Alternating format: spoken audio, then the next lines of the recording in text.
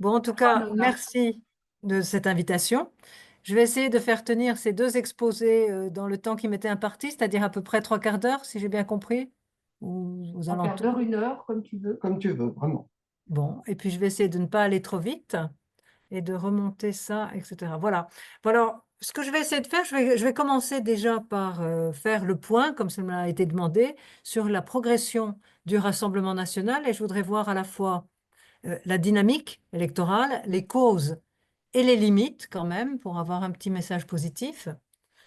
Alors, on fera un petit rappel, hein, vous avez encore ça en tête, c'est pas loin, mais le parti de Marine Le Pen, il a des scores historiques, il a un nombre d'électeurs sans précédent, on était quand même en 2022 à plus de 13 millions, une diversification croissante de cet électorat, une progression territoriale spectaculaire et un nombre d'élus record. Donc juste pour vous donner une petite idée, parce qu'il faut regarder par nature d'élection. Là, vous avez l'élection présidentielle et législative, les petits paquets là. Vous avez les élections régionales, européennes. À chaque fois, vous voyez le dernier bâton, on arrive à des niveaux records. Donc, à la dernière présidentielle, on était à 41,4 au deuxième tour. Mais là, vous voyez que pour des législatives, on est arrivé à 29,2 au premier tour, le RN tout seul. Et pour les européennes, le record de 31,4, tout ça. Et c'est intéressant de voir l'évolution dans le temps quand même, FNRN. En nombre de voix, on passe de 3,5 millions à 9,3 millions. Aux européennes, de 1,9 million en 2009, 1,09 million à 7,7 millions en 2024. En même temps, et c'est important, il faut le rappeler, cet électorat, il s'est profondément diversifié. Il y a, il y a des points communs. Depuis l'origine, c'est un électorat qui est, enfin, un vote qui est d'autant plus marqué que la personne a peu fait d'études. On reviendra ensuite sur ce que ça veut dire. Mais ce qui est intéressant, s'il regarde en termes de catégories socio-professionnelles, justement parce que ce parti prospère dans les catégories qui ont le moins d'instruction, on voit sa progression chez les employés et les ouvriers. C'est là que la progression entre la présidentielle de 2012 et celle de 2024 est la plus marquée, plus 24 points chez les ouvriers et plus 16 chez les employés. Mais ce qui est tout à fait intéressant, c'est que récemment, on est passé chez les cadres supérieurs sur la même période de 13 à 21 et les professions intermédiaires de 19 à 31. Donc il y a une véritable expansion de cet électorat et aussi une expansion chez les personnes âgées, chez les retraités, qui jusque-là étaient plutôt réticentes à l'égard de ce parti. Vous voyez qu'on est passé, je prends les retraités en bloc, de 10 à 31%.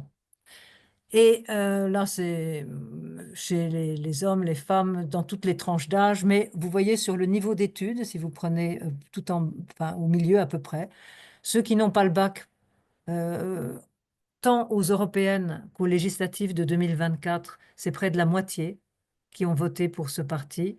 Et chez ceux qui ont le bac plus 3 ou au moins ou plus, on est à 16 et 22%.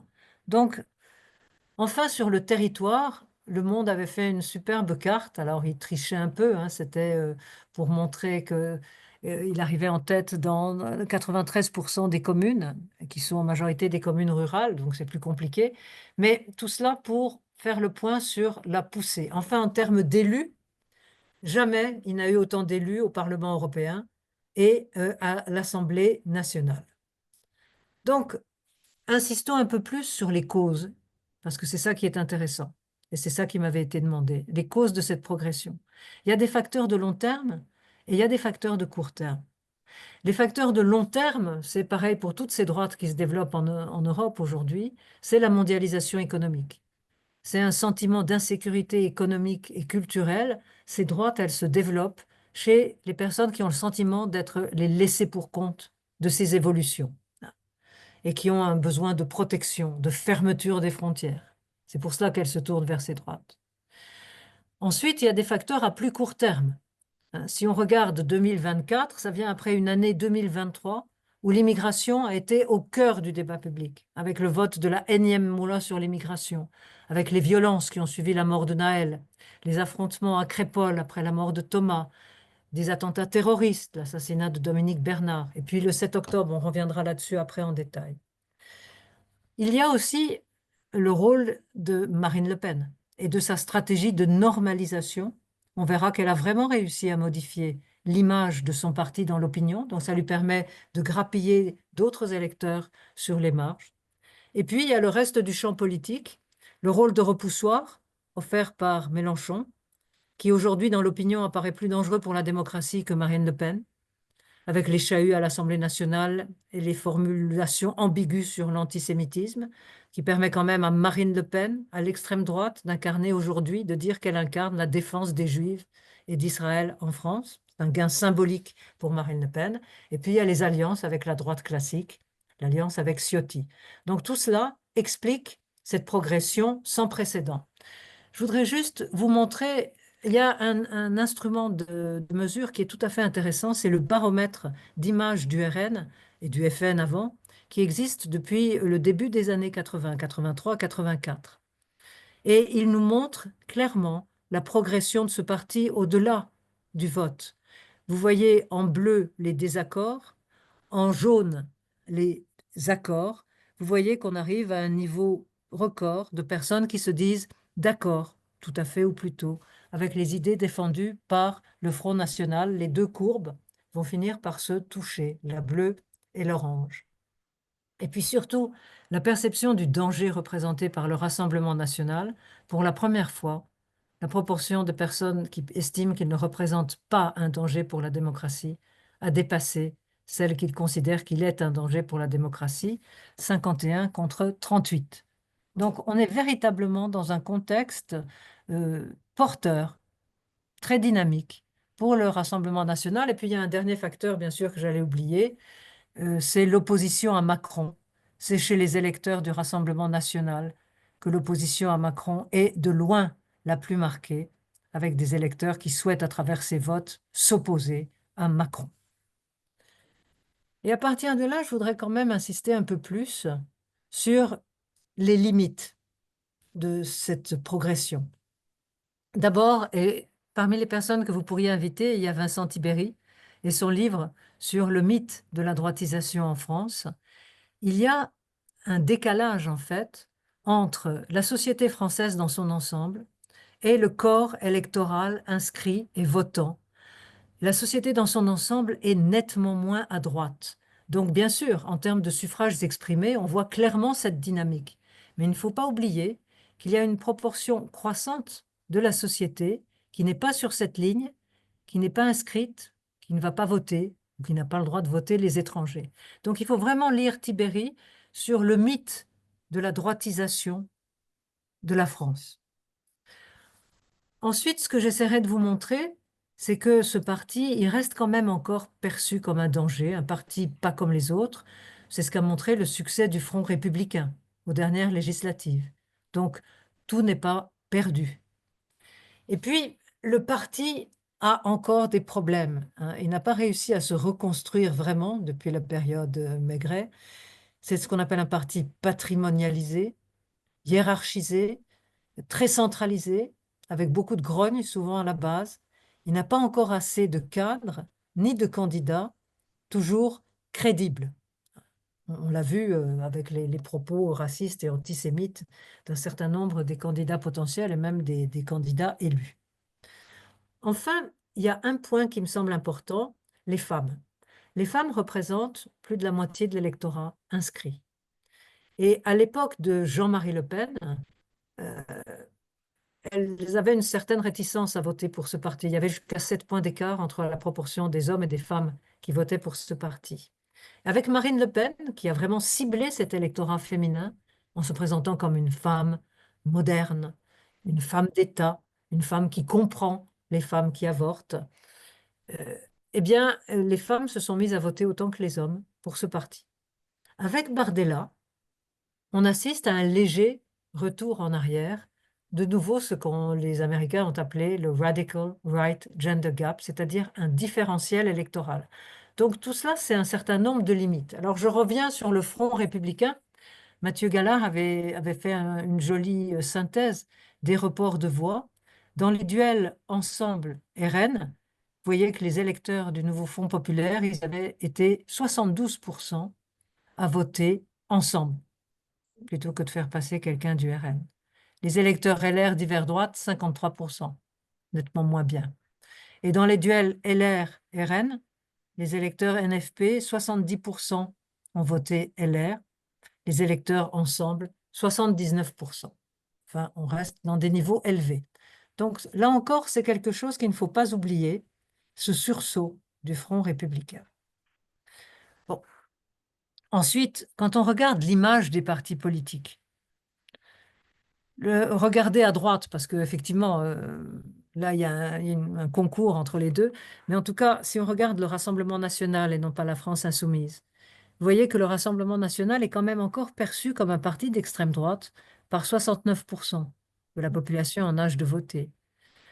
C'est un parti qui attise la violence, 54%. Dangereux pour la démocratie, 53%. Xénophobe, 52%. Et sinon, bon, on est en dessous de la moyenne pour sa capacité à gouverner le pays, 45, proche de vos préoccupations, 44. Et il y a quand même 40% qui disent que ce parti est globalement la société qu'il propose est celle dans laquelle j'ai envie de vivre. Mais c'est largement en dessous de la moyenne. Alors, le même sondage, le dernier baromètre 2024, avant c'était la Sofres, maintenant c'est un nouvel institut Verian, mais c'est le même, insiste d'abord sur l'isolement de ce parti. En fait, il y a eu un petit recul. Ça recule pour la première fois depuis 2018, la proportion des Français qui considèrent qu'il est capable de participer à un gouvernement. Donc en 23-24, enfin, on est à 2 points de moins.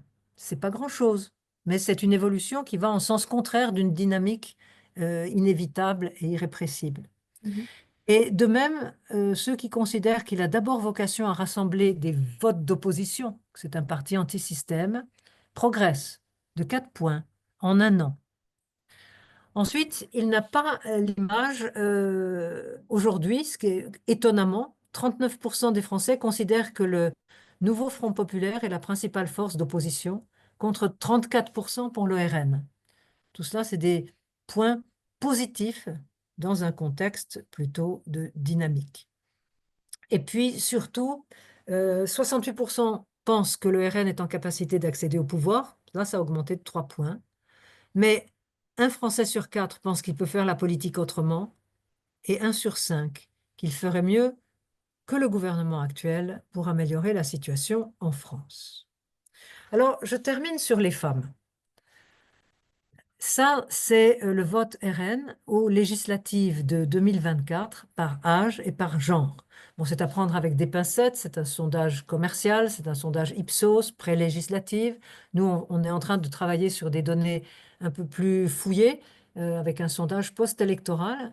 Mais là, c'est les votes Rassemblement national et Nouveau Front populaire par âge et par genre. Alors, on voit que chez les jeunes hommes, 35% des jeunes hommes disent qu'ils vont voter RN, 26% des jeunes femmes. Là, on avait vraiment, chez les jeunes femmes, un très très fort écart. De même chez les femmes de plus de 60 ans, 32-27. Et les derniers travaux qu'on a fait plus fouillés montrent qu'il n'y a pas tellement de différence maintenant chez les jeunes, mais que vraiment, chez des électrices de 60 ans et plus, il y a une vraie réticence qui revient à l'égard de Bardella.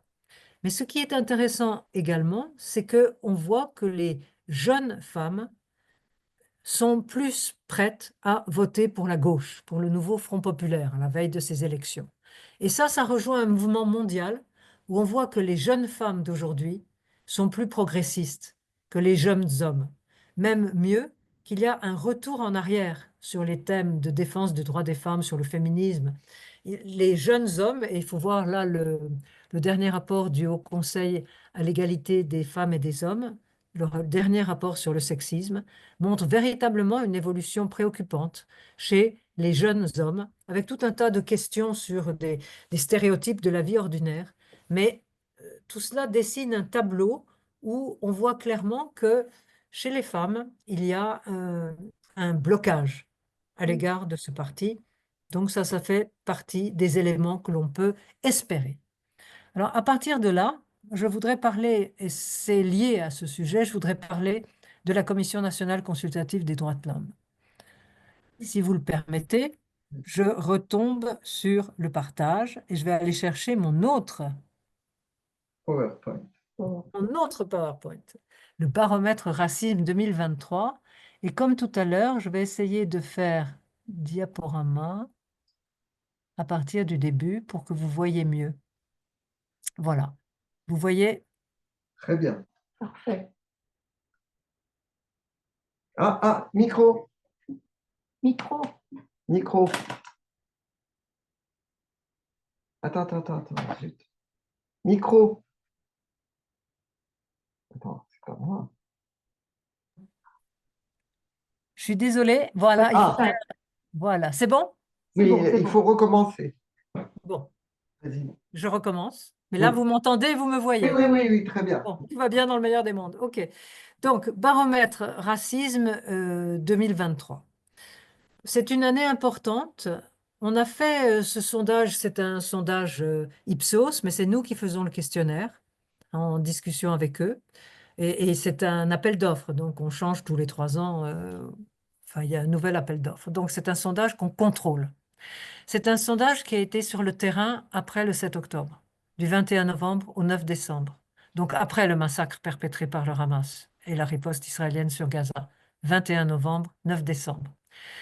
C'est un sondage en face à face. Ça coûte plus cher, mais les sondages en face à face sont de meilleure qualité et ils touchent un échantillon plus large que les sondages en ligne, parce qu'il y a encore quelque chose qui s'appelle la fracture numérique.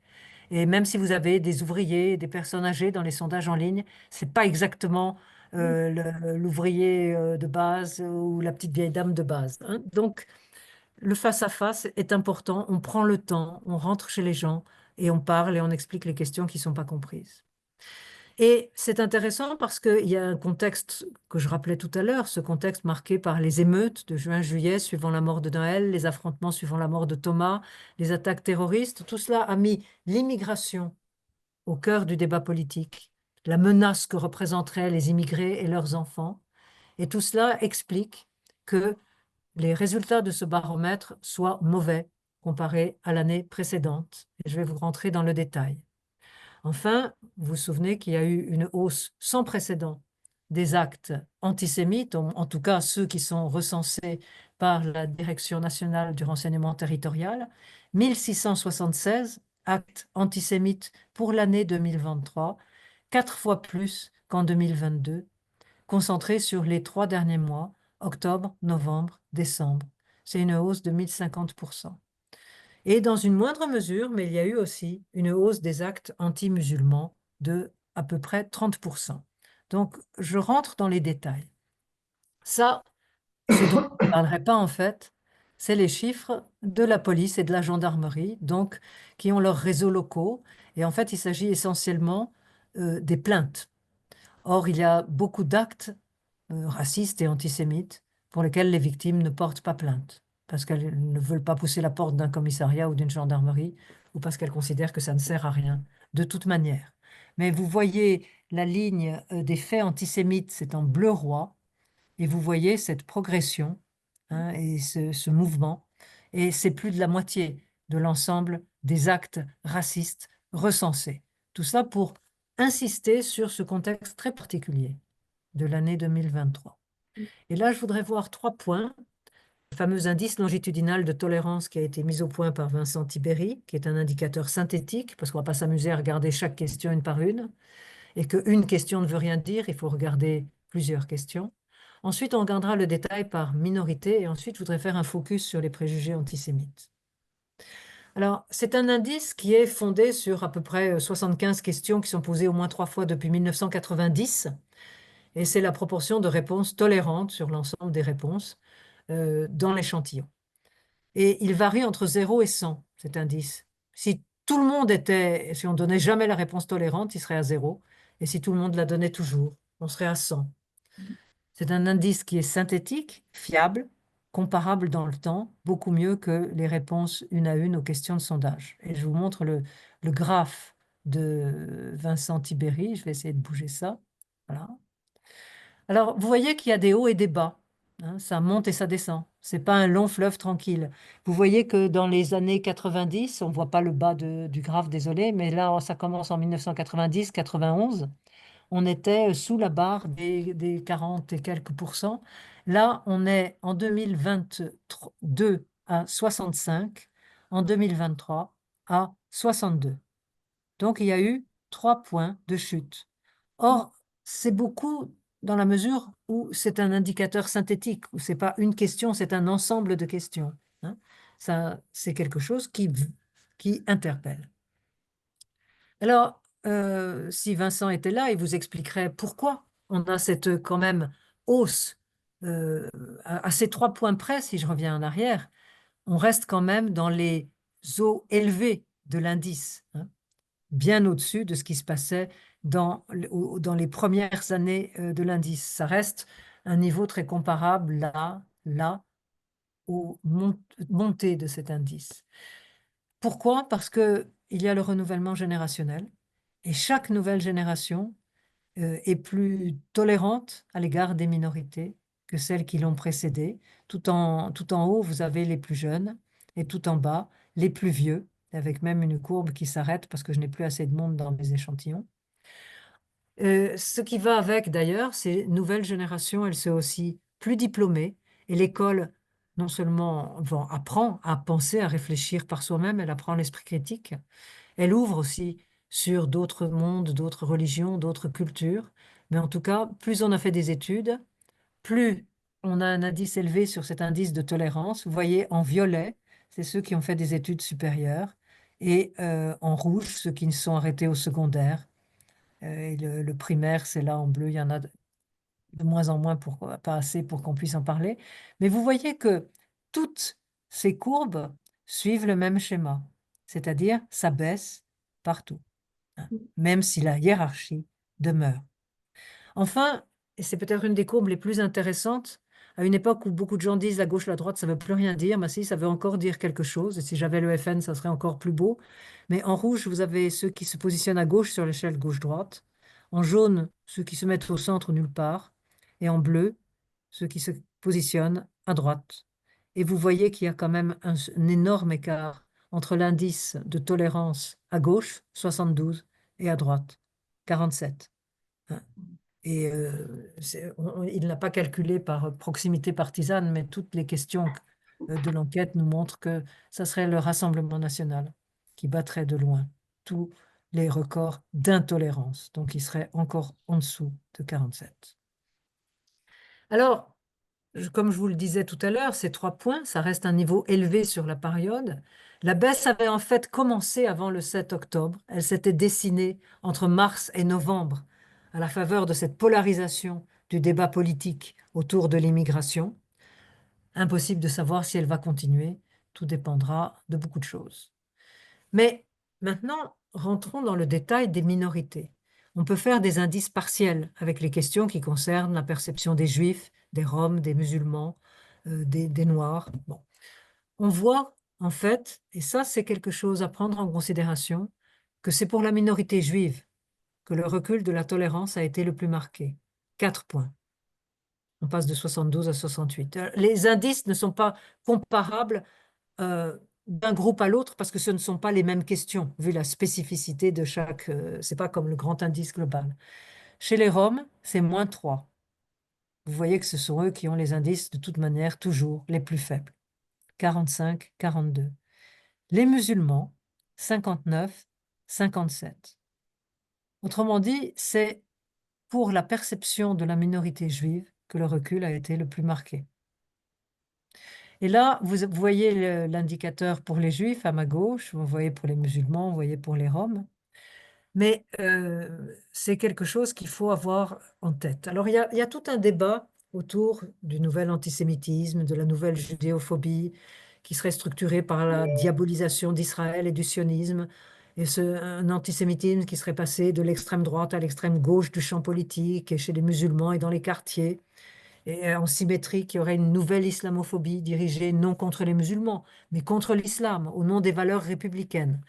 Bon, ce que nos données nous montrent, c'est que c'est beaucoup plus compliqué, hein, que les vieux préjugés résistent et que ce n'est pas paradoxalement le conflit israélo-palestinien qui structure les opinions à l'égard des Juifs, contrairement à ce qu'on observe pour les actes antisémites où là, il y a un très net lien entre ce qui se passe à Gaza ou dans les territoires et les opérations de l'armée israélienne, et les agressions en France contre les Juifs de France, pris comme bouc émissaire de ce qui se passe en Israël avec l'amalgame.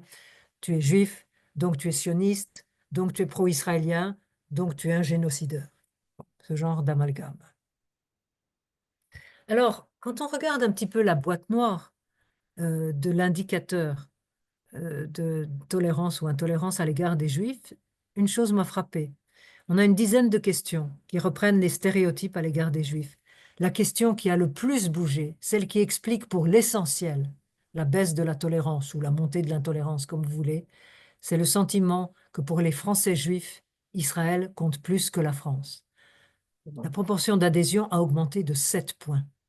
Et ça rejoint le thème de la double allégeance, des gens qui ne sont pas tout à fait loyaux. Pour eux, Israël compte plus que la France. Et dans le même ordre d'idées, a augmenté un peu moins de 3 points le sentiment que les Français juifs ne sont pas des Français comme les autres. Mais les vieux stéréotypes sur les juifs qui ont trop de pouvoir, ou les juifs communautaristes, ou les juifs qui ont un rapport particulier à l'argent, ceux-là ont très peu bougé. Donc il y a véritablement quelque chose qui est lié au 7 octobre, à ce qui s'est passé en Israël et à son retentissement en France. Alors, on a d'autres questions sur l'image d'Israël, l'image de la Palestine, et qui est jugé le plus responsable de la persistance du conflit, les Palestiniens, les Israéliens ou autant l'un que l'autre.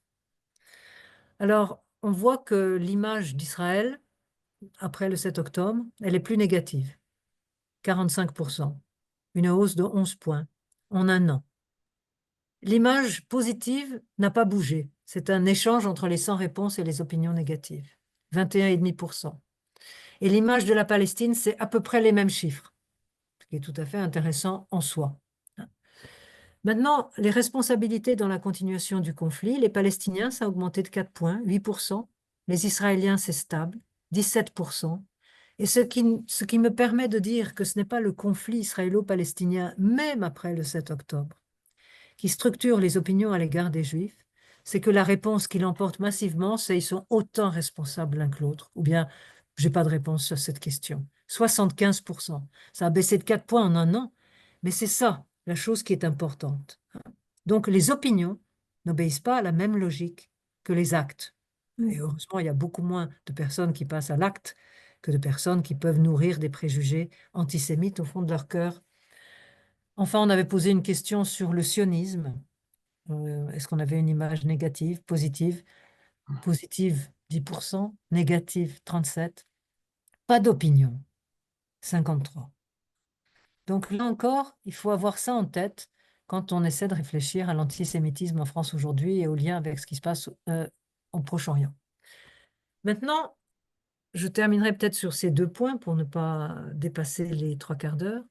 L'image d'Israël par le positionnement sur une échelle gauche-droite. Il y a de l'antisémitisme à gauche et à l'extrême gauche, mais il est moins marqué qu'à droite et surtout à l'extrême droite. L'extrême gauche, en tout cas quand il s'agit d'Israël, est toujours plus critique. Mais pour la première fois, c'est à l'extrême droite qu'Israël suscite le moins d'opinions négatives. Et là, c'est le positionnement de Marine Le Pen comme défenseuse d'Israël, qui est tout à fait intéressant dans le cadre de sa stratégie de normalisation. Et là, vous avez l'image négative d'Israël par position sur l'échelle gauche-droite, et vous l'avez en bleu, c'est en 2019, selon que la personne se situe en 1 ou en 7, c'est-à-dire à l'extrême gauche ou à l'extrême droite du champ politique. Vous voyez la proportion d'images négatives d'Israël. Alors donc en bleu, roi, c'est 2019. En jaune, là, vous avez 2023 tout en haut. Et vous voyez qu'en 2023, vous avez cette chute des opinions négatives à l'égard d'Israël chez les personnes qui se situent à l'extrême droite. Ça, c'est un effet du positionnement Marine Le Pen. C'était assez insolite, c'est assez inattendu, mais vous voyez que l'image est moins négative à l'extrême droite qu'à l'extrême gauche. Bon, donc, il se passe des choses en ce moment. Pareil, Il y a de l'antisémitisme chez les musulmans, oui. Les scores d'antisémitisme sont plus élevés que la moyenne. La moyenne, j'ai fait la moyenne 44% de l'échantillon à une note égale ou supérieure à 2 sur 5. Donc j'ai pris une définition très large de l'antisémitisme. J'exclus simplement ceux qui ont la note 0 ou 1. Si on est musulman, ils sont 62% à avoir ces notes allant de 2 à 5. Et si on a une ascendance, si on a des parents ou des grands-parents d'origine non européenne, on est à 51%. Et cette année, c'était l'inverse avant. Chez les femmes musulmanes, c'est là qu'on a un niveau plus élevé que chez les hommes musulmans. Tout ça pour regarder en face et dans les coins le niveau d'antisémitisme en France aujourd'hui. Alors, je reviens sur l'extrême gauche. L'extrême gauche est plus critique d'Israël et il y a de l'antisémitisme traditionnel, l'adhésion aux stéréotypes du pouvoir et de l'argent, mais moins que la moyenne de l'échantillon, cet antisémitisme traditionnel. Et il est quand même toujours plus fort à l'extrême droite, hein, et chez les proches du RN que chez les proches de la France insoumise. Ça, je crois qu'on l'a vu. Ben, je crois que j'ai terminé. Et là, je suis prête à répondre à toutes les questions que vous voudrez. J'ai encore plein de réserves et plein de biscuits dans mes rayons. Est-ce que vous voulez que je ferme le diaporama? Oui, Oui. oui, ça sera peut-être plus facile. Voilà. Super. Merci vraiment pour cette double présentation tout à fait remarquable. Alors, le danger, c'est qu'on se polarise que sur la scène CDH, parce que c'est C'est toi qui m'as demandé de le faire en second. Absolument, Peut-être il aurait absolument. fallu le faire en premier. Oui, oui, non, mais non, non, non, c'est pas du tout, c'est pas une question d'en premier ou en deuxième, ça aurait été pareil, je crois. Mais bon, bref. Euh, Juste, on a quelques questions en tant qu'animateur. La première question, et puis après je donnerai la parole à Martine, à moins que tu veuilles commencer. Non, vas-y, vas-y. Bon. Une première question. Tu as expliqué que la poussée du RN, qui est quand même très spectaculaire en nombre de voix, c'est l'indice le plus important. Oui. Et il y a un contexte mondial, la mondialisation, etc. Et puis un focus sur l'immigration dans la dernière année, qui est un résultat aussi, c'est dialectique, de la poussée du RN. Plus le RN Oui, est en tout à poussée, fait. plus on parle Comment de il influence, oui. voilà, la loi immigration est typique. Mais au fond, et peut-être je vais le doubler c'est pas pour orienter ta réponse, et tu as insisté sur la question du diplôme, presque plus que la classe sociale. Oui. Comment est-ce que tout ça, au fond, on a toujours cette interrogation qu'on a posée aussi à Félicien Faury, le RN se présente comme le parti du social et de l'immigration. Mais dans son succès, qu'est-ce qui, selon toi, est déterminant? Est-ce que c'est, euh, je dirais, le fait qu'il apparaisse comme porteur de revendications sociales sur les retraites, le SMIC, etc. Ou est-ce que, parce qu'il représente cette grande inquiétude qui se focalise sur l'immigration? Écoute, je peux répondre, hein, parce que c'est manifestement les deux, mais le social ne suffit pas. Il y a d'autres partis qui défendent le social. Il y a des partis, des syndicats, et on descend dans la rue pour défendre les retraites, le social. S'il y avait que le social, mais ça ne suffit pas. Est-ce que vous m'entendez là? Oui, oui, oui, très bien. Oui. Bon, donc, en fait, ce qui cristallise ce vote, ce qui amène les gens à passer à l'acte et à voter pour eux, c'est l'inquiétude autour de l'immigration, parce que ce parti, comme tous les autres partis en Europe, ont réussi à cadrer tous les problèmes à travers le prisme de l'immigration, y compris le social. Et c'est Félicien Faury a dû vous le dire aussi. Je veux dire, on en veut aux cassos, aux immigrés qui ont des aides que nous, on n'a pas. Donc tout le social est vu à travers l'immigration quand on vote pour ce parti. Alors, c'est ça qu'il faut voir. Ce qui caractérise les électeurs et les électrices du RN, c'est que pour eux, l'immigration, c'est plus important que tout le reste. Quand on demande quelles sont vos motivations de vote, ce qui vient en tête, c'est le pouvoir d'achat, c'est l'inflation, etc.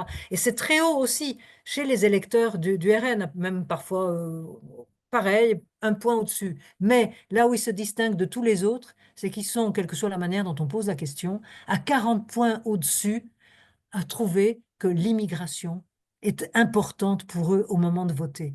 Ça passe avant l'insécurité et ça passe, c'est à peu près au même niveau que le social. Donc, ce qu'il faut répondre, c'est que le social et l'immigration sont étroitement imbriqués et tous les thèmes sont passés que défend le FN, y compris le RN. Quand il défend les femmes, c'est aussi au prisme de l'immigration.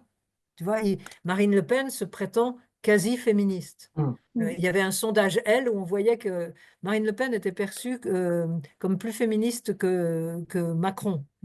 Donc, elle a gagné sur ce terrain aussi, mais à travers le prisme de l'immigration. Elle défend les femmes contre les violeurs potentiels que seraient les étrangers, contre le danger que représente l'islam pour les droits des femmes. Donc, tout est vu à travers ce prisme de l'immigration. Donc, je réponds immigration. C'est ça qui enveloppe tout le reste et qui fait la différence. Mais dans ta question, il y avait en arrière-plan l'idée, au fond, est-ce que c'est le racisme? Ben non, c'est pas le racisme. Parce que le racisme, c'est une caractéristique individuelle. Et puis, tu peux pas, à partir des questions de sondage, dire un tel est raciste. Il ne s'agit Mm. pas d'essentialiser les gens. Ça veut dire qu'un jour, à un sondage, il a répondu et la logique de ses réponses, très cohérente, nous permet de dire, oui, là, il a répondu à 9 sur 10 des stéréotypes anti-juifs. Donc, c'est un antisémite. Mais il faudrait quand même refaire un test et réinterroger plusieurs fois. Il ne s'agit jamais d'essentialiser les gens et de les mettre dans les cases, qu'ils soient antisémites ou racistes. Donc, si tous les gens qui ont des notes élevées sur nos échelles de racisme votaient Le Pen, ben, il y a longtemps qu'elle serait à 65% certaines années. Donc, il faut bien voir que le racisme ne suffit pas à expliquer ce vote. Ce qui est important, c'est d'avoir mis en priorité ce thème de l'immigration parce que l'extrême droite a réussi à tout cadrer en ce sens. La mondialisation, c'est la porte ouverte à l'immigration. Et l'immigration, c'est une atteinte à l'identité culturelle de la France. Et l'immigration, demain, vous aurez un maire musulman.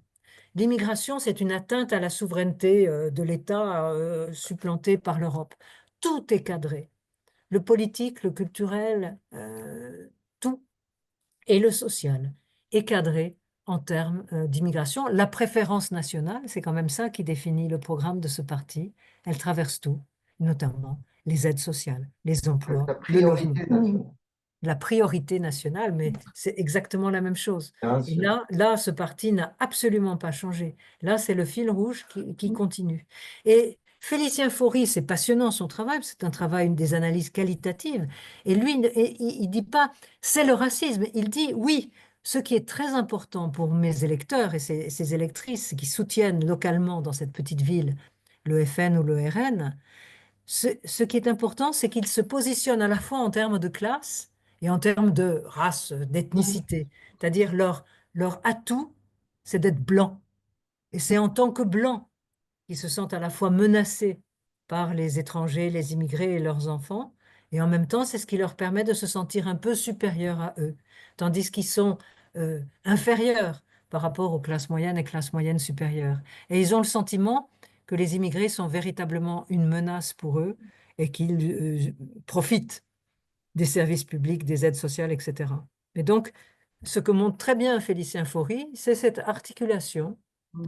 de la race et de la classe. Mais ça ne veut pas dire que le racisme explique le RN. Et il y a une dernière chose qui est fondamentale. Ce qui explique véritablement le montées et les descentes du RN, dont Jean-Antoine donnait le fait. Bon, on Non, non, verra. non, non, Je termine ne ma phrase, mais j'ai réponds pas déjà aux oublié. questions dans le chat. Oui. Non, non, j'étais en train de dire, ce qui est tout à fait important, c'est le contexte politique. Parce que le racisme, c'est, vous pouvez analyser des individus qui donnent des réponses racistes, vous pouvez dégager une personnalité plus ou moins fermée ou intolérante, mais le vote, c'est autre chose. Le vote, c'est pas la même chose que des attitudes, Et surtout, le vote, ça dépend de l'offre politique. Et je dirais que s'il fallait dire qu'est-ce qui a le plus favorisé le FN au cours des dernières années, eh bien, c'est l'absence d'offres politiques crédibles, en tout cas pour une Mm. partie d'un électorat qui autrefois aurait voté à gauche. Donc, ça, c'est fondamental. C'est l'offre politique. Et Marine Le Pen finit par incarner chez certains ben, un discours social et un discours qui répond à leurs inquiétudes, un discours de protection contre l'étranger, l'immigré, l'autre. Euh, Martine oui, Leibovitz. bonsoir Lola. Oui, avant Bonsoir. de donner la parole à nos aux uns et aux autres, j'aurais une question, une précision à vous demander sur cette idée d'insécurité culturelle. C'est-à-dire que ça fait partie effectivement des notions qui interviennent dans le sondage et il y a l'insécurité économique et l'insécurité culturelle. Alors, l'insécurité économique, on voit bien comment elle est fondée dans la réalité, hein, c'est-à-dire le chômage, les difficultés matérielles des gens, etc. Maintenant, qu'est-ce que l'on appelle insécurité culturelle? Est-ce que ça correspond à quelque chose de réel Mm. qui provoque un sentiment d'insécurité? Est-ce que c'est un fantasme? Voilà, qu'est-ce que vous en pensez D'abord, moi, en fait, j'ai utilisé ce mot pour aller vite, mais je l'utilise assez peu. En fait, ça D'accord. serait quelque chose que serait ça serait du mal à son identité. Ça serait une insécurité identitaire, le sentiment que son identité et l'identité de la France est menacée. C'est ça que ça veut dire. Et c'est là, Félicien Faury a dû vous le raconter très clairement. C'est-à-dire là, je pense à son chauffeur de taxi qui avait mis exprès, il est athée, il n'a pas poussé la porte d'une église depuis 30 ans, mais il a Mm, mis un chapelet en évidence pour emmerder les musulmans, je cite. Et c'est mm, ça, cette identité culturelle. Ils viennent chez nous. La France, quand même, c'est un pays chrétien. La France, quand même, il y a des coutumes alimentaires, enfin des règles. Ils ont le sentiment, enfin, ils achètent ce discours du RN, mm, que toute cette culture est menacée.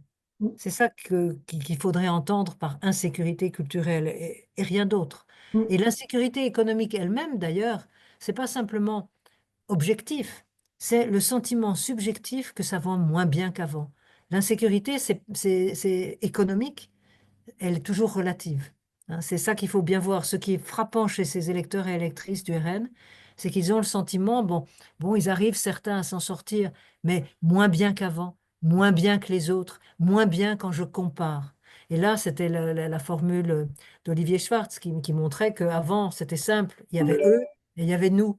Il y avait mm, ceux d'en bas, il y avait ceux d'en haut. Maintenant, on se définit et on se sent menacé, à la fois par ceux qui sont au-dessus de moi et par ceux qui sont en dessous, et j'ai peur de retomber à leur niveau. mm, Donc, la dimension relative est là, et c'est ce qui fabrique l'insécurité économique. Et l'insécurité culturelle, ça serait le trouble à mon identité, le sentiment que la France n'est plus la France. Et le RN joue vraiment là-dessus.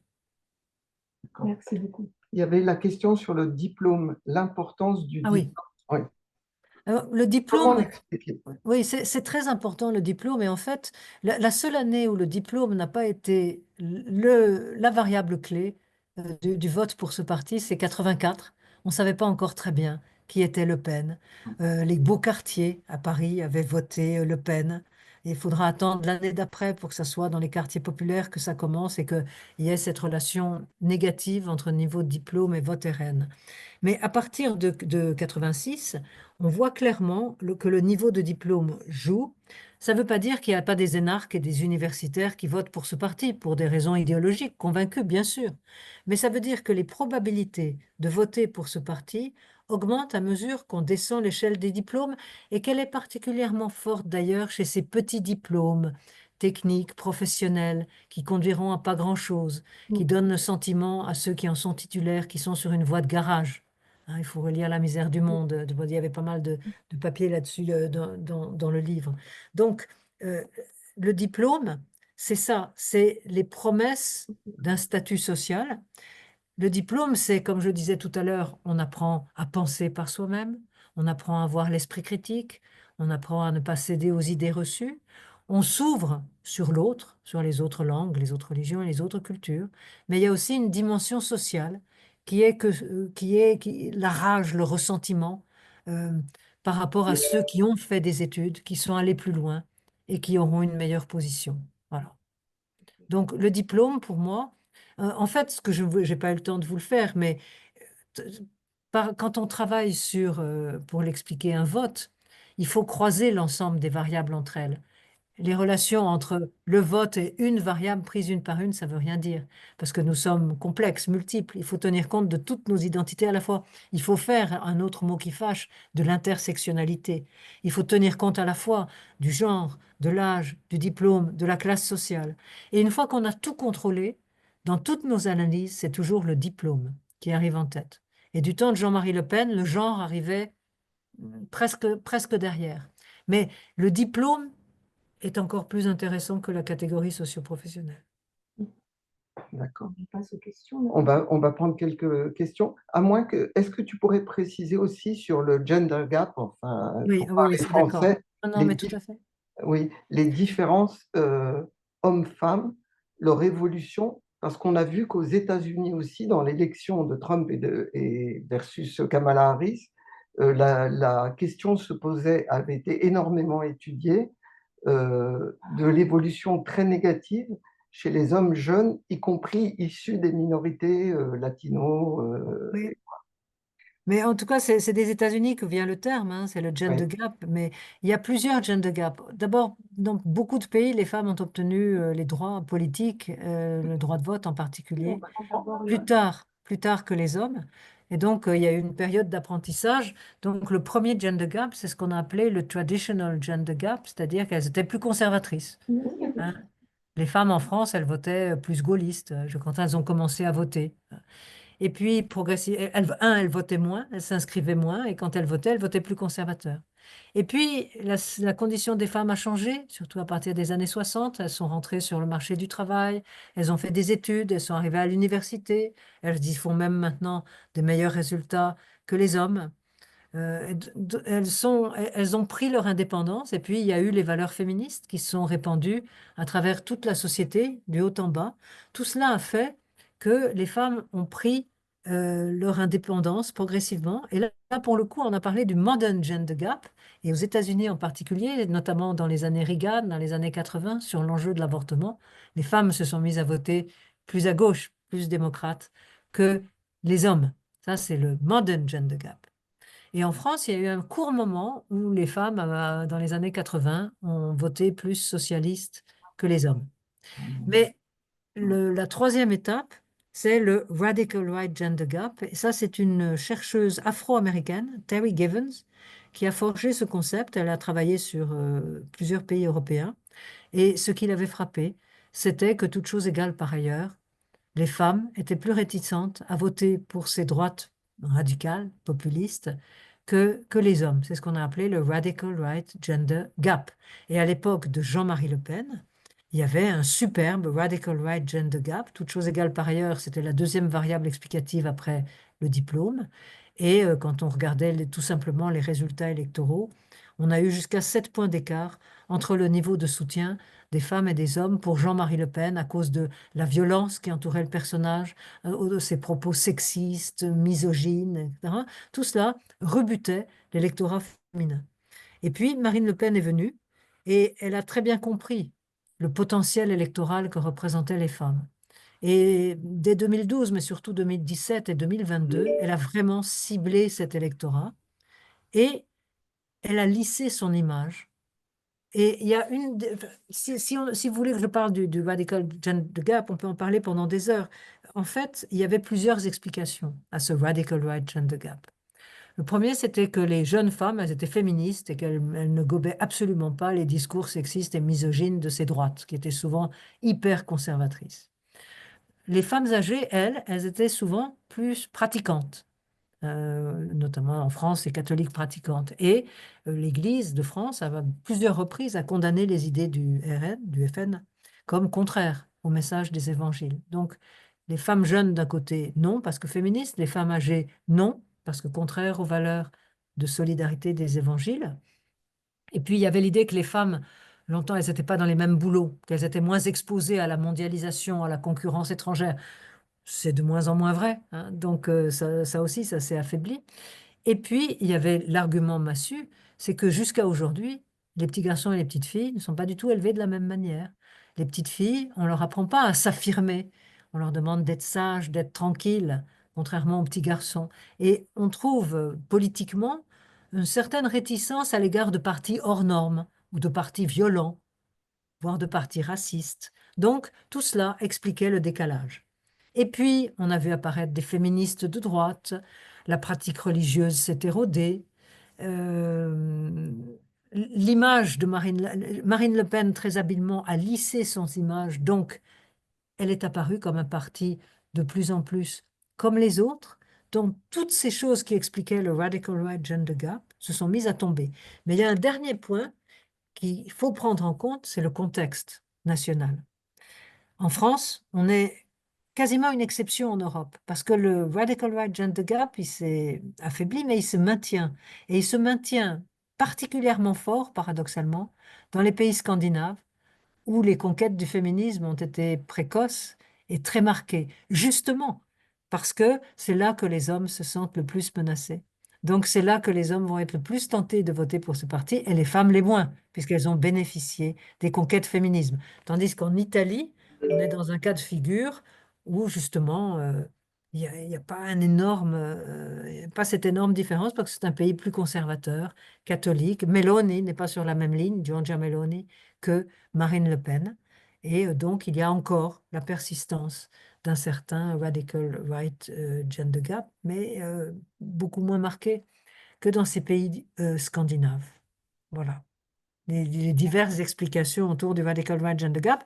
Dernière chose, peut-être que Jordan Bardella ne réussirait pas aussi bien que Marine Le Pen auprès des femmes, mais c'est là-dessus qu'on est en train de travailler et on va voir si ça se confirme. Mais sinon, il y a un mouvement mondial de backlash, de retour du bâton chez une partie des jeunes hommes contre les conquêtes du féminisme. Un retour masculiniste, sexiste, on le trouve partout, avec un écart croissant de jeunes femmes plus progressistes que les jeunes hommes, et le vote pour Trump est très net là-dessus. C'est les femmes noires aux États-Unis, elles continuent à voter démocrate. Mais les hommes noirs, non. Et c'est là qu'il faut faire intervenir l'intersectionnalité. Merci Très bien. beaucoup. Alors maintenant, on va, dans l'ordre d'apparition des questions, il y a des questions qui sont venues du chat et d'autres personnes qui ont levé la main. Alors je vais peut-être d'abord prendre une partie des questions qui sont venues du chat.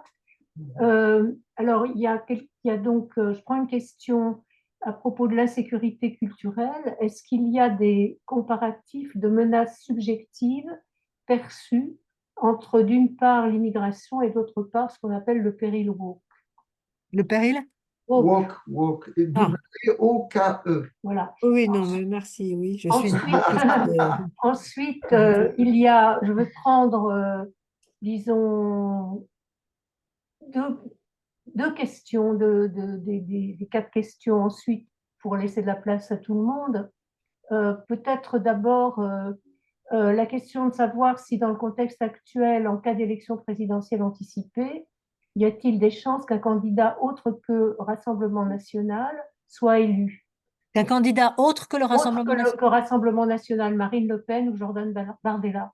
C'est quelqu'un de pessimiste qui dit C'est bizarrement formulé cette oui, question. oui, on est d'accord. Bon, et puis peut-être une autre question dans ces quatre questions. Existe-t-il des chiffres sur les éventuelles intentions de vote pour le RN des Français d'origine extra-européenne et des Français musulmans? Si oui, est-ce que c'est en augmentation ou en diminution? Voilà. Et ensuite, on prendra les questions des personnes qui ont levé la main. Oui. D'accord. Attends, Martine. Lève peut la main, pas- Martine. Oui, elle lève la main. Mais, on mais va lui lève, donner- lève avec une Surtout qu'elle doit partir à 9 heures. Oui, d'accord, Enfin, mais et pour donc vous, elle ne c'est... pourra pas écouter Non, ta réponse. je pourrais pas la poser, je la poserai directement à Nona une prochaine fois. D'accord, il n'y a pas de Mais problème. je suis désolée, mais je l'avais mise à l'avant mais sans épister ma Non, question. mais Martine, il n'y a pas de problème. Ouais. Simplement, on ne peut C'était pas. sur l'école. C'était sur Non, non, l'école, pas mais sur ça, j'ai... l'école, pas sur l'école, c'est autre chose. Oui, Mais mais c'est bon, là, c'est bon. je t'enverrai la réponse parce Je vous que laisse, c'est... je vous laisse. Ciao. Merci. À Salut. bientôt. Eh ben, au revoir. J'écouterai la suite après. D'accord, vas-y. Voilà. Donc peut-être déjà ces questions-là qui viennent du D'accord, chat. ben, je vais partir à l'envers. Oui, Oui. J'ai pas beaucoup de données sur le vote des étrangers extra-européens, mais il y a des données sur le vote des Français musulmans. Vincent Tibéry avec Sylvain Brouard avait d'ailleurs fait un livre superbe. Vous avez fait une enquête sur les Français, donc issus de l'immigration maghrébine, subsaharienne et turque, hein. Et ils avaient fait un travail très très fouillé et ils montraient que d'abord, c'était pas simplement le fait d'être musulman qui comptait, c'est d'être immigré, enfant d'immigré. C'était ça qui faisait la différence. Et que ça poussait à un vote de gauche, parce que la gauche restait perçue comme la seule qui défendait au moins un peu les immigrés et leurs enfants. Et c'est toujours vrai. Et là, il y a tout un débat pour savoir si c'est un vote musulman. Vincent dit c'est compliqué. C'est pas un vote en tant que musulman, c'est très souvent un vote en tant que immigrés, enfants d'immigrés, et on se tourne quand même en priorité vers la gauche, et on le mesure à la fois avec des sondages. Alors là, il faut vraiment soit faire un sondage spécifique comme il l'avait fait Vincent, soit pouler, rassembler une dizaine ou une vingtaine de sondages, parce que ça représente 6% d'un échantillon, à tout casser les musulmans, soit travailler avec, localement, avec la méthode des noms. Je sais que Jérôme Fourquet avait travaillé dans les quartiers nord de Marseille, dans des îlots qui étaient surtout peuplés par des familles issues de l'immigration. Et il avait aussi regardé les noms sur les boîtes aux lettres. Enfin, il y a tout un tas de techniques qui nous permettent de cibler l'électorat musulman. Et jusqu'à maintenant, le Rassemblement national n'arrive vraiment pas à s'y développer. Ça, c'est très, très clair. Il y en a, bien sûr. Il y en a toujours. Il y a des familles peut-être un peu plus aisées ou des familles qui sont inquiètes de l'éducation du genre, des familles qui sont peut-être un peu plus conservatrices sur le plan de la morale et qui peuvent pour cela se tourner soit vers la droite classique, soit vers le RN. Mais c'est une infime minorité. Toutes les données que l'on a jusqu'à maintenant nous montrent qu'il y en a vraiment très peu. En revanche, mais ça c'est un autre débat, il y a une partie de l'électorat juif qui s'est tournée vers le Rassemblement national et même vers quelqu'un comme Zemmour, hein. Quand on prend Sarcelles, par exemple, dans la partie haute du Grand Ensemble qui s'appelle la Petite Jérusalem, on avait jusqu'à 35% de vote Zemmour dans certains îlots, qui étaient les quartiers où il y avait le plus de juifs dans le nord du Grand Ensemble. Donc, euh, au nom de la peur des Arabes, de l'islam, etc. Donc, les minorités peuvent faire des votes qui peuvent sembler paradoxaux, mais pour l'instant, le vote RN chez les musulmans et chez leurs enfants est vraiment marginal, même s'il y en a, et pas en progression. Est-ce qu'on prend les questions du... Oui, Ah, oui. attendez, il y avait deux Ah, autres il y en a questions une auxquelles autre. je n'ai pas Il y en a une répondu. autre. Wok, mais Oui. Je remonte à l'envers. La question posée sur la présidentielle, est-ce qu'il y aura d'autres candidats que les candidats RN? Ben, j'espère que oui, mais vous savez, on ne peut absolument pas savoir Oui. quel candidat ou candidate va se dégager. C'est beaucoup trop tôt. Heureusement, le champ politique ne se limite pas à Mélenchon, Marine Le Pen.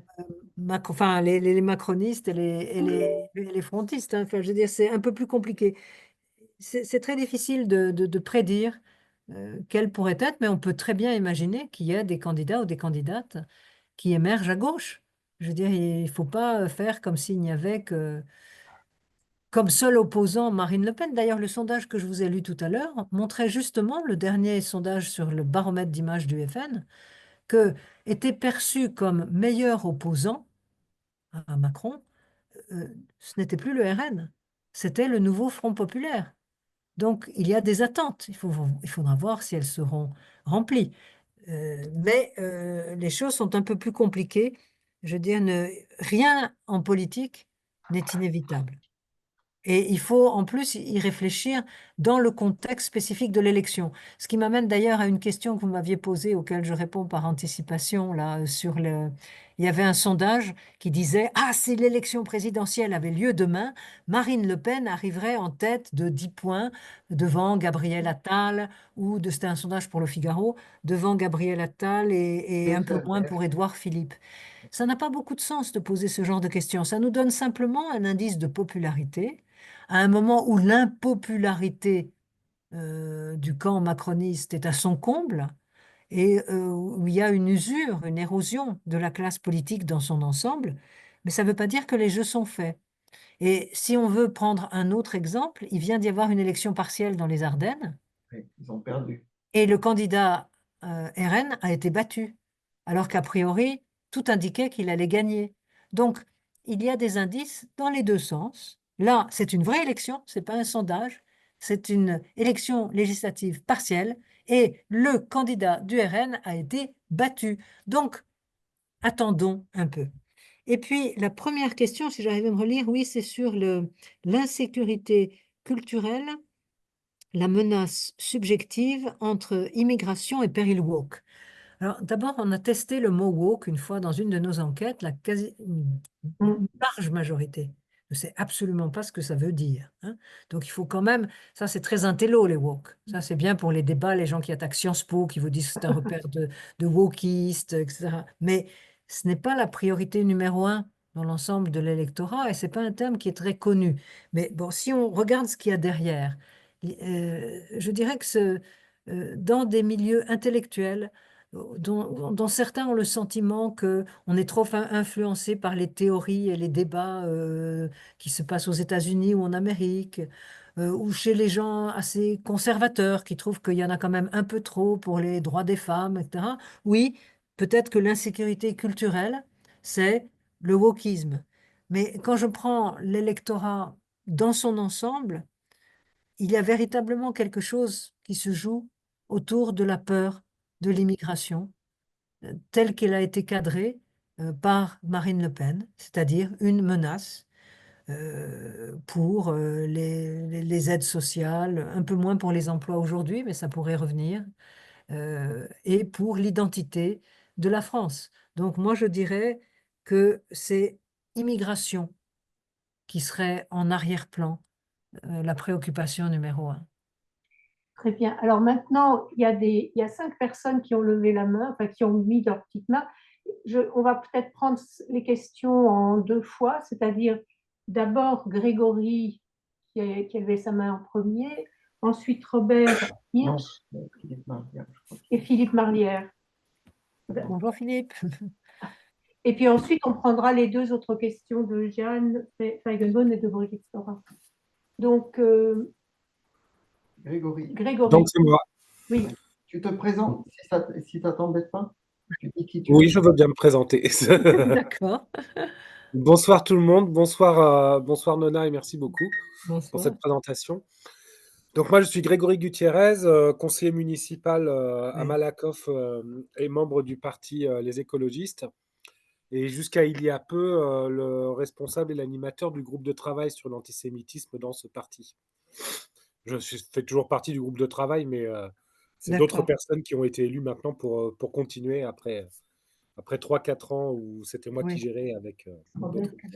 d'autres. J'ai deux remarques, enfin deux questions, enfin une question et une inquiétude plutôt.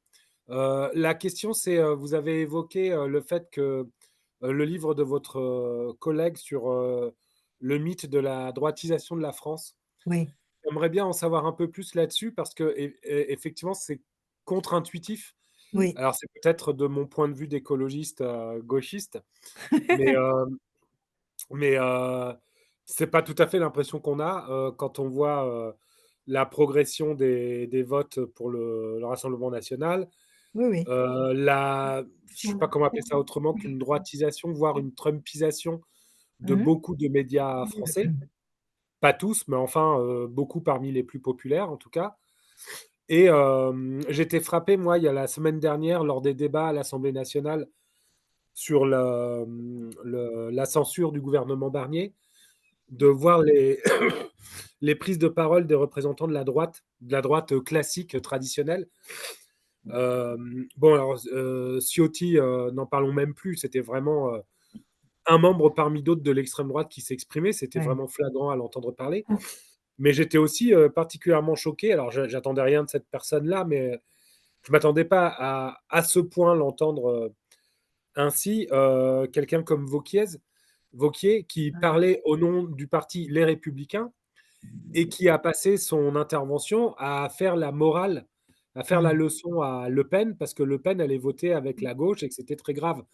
Et qui donnait des leçons de morale finalement à Le Pen, disant Grégory, il faut que tu... Oui, des D'accord, donc questions, voilà. parce qu'il faudrait J'ai laisser la cette parole aux question-là. autres aussi. Oui. Très bien. Donc j'ai cette question-là sur D'accord. La en quoi c'est un mythe, droitisation. Ouais. cette droitisation, et l'inquiétude. Marine Le Pen a des ennuis judiciaires, qu'elle soit condamnée ou pas finalement.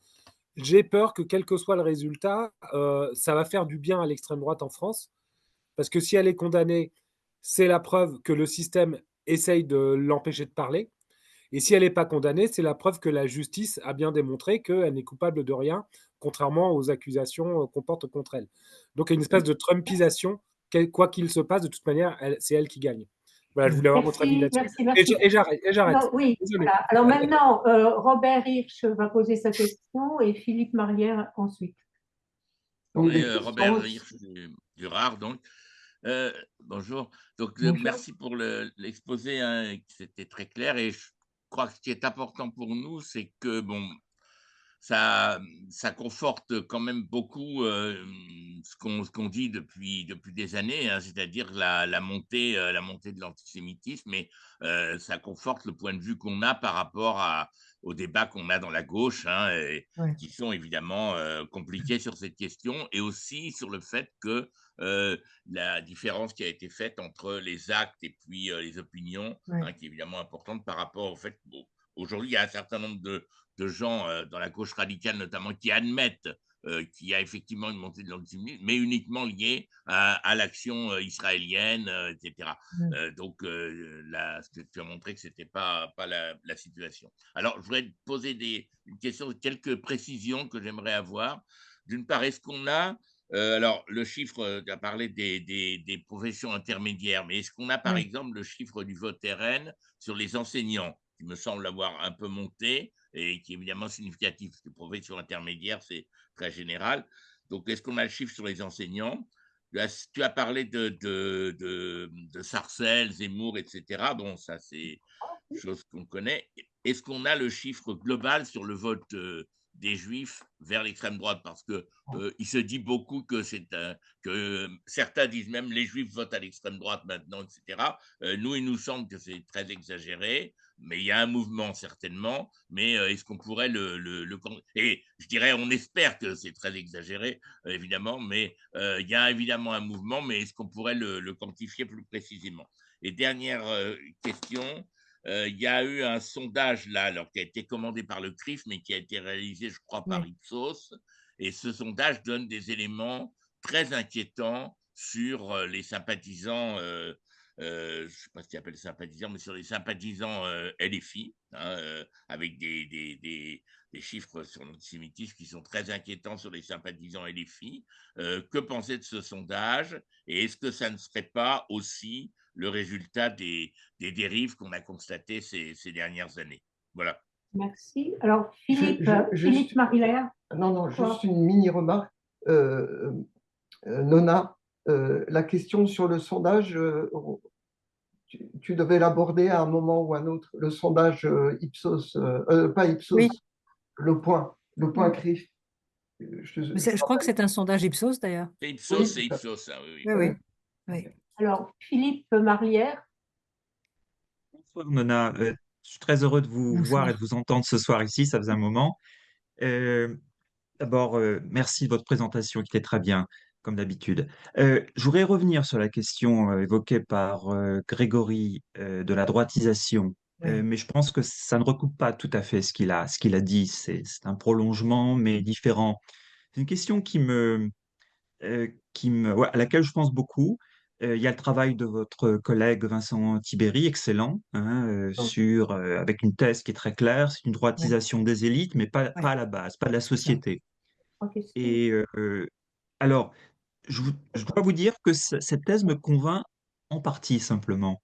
Et c'est Oui, pas du tout la rigueur scientifique de son travail qui est en jeu ici. Ce travail est tout à fait remarquable. J'ai lu son livre et c'est une étude de sondage sur la longue durée qui est.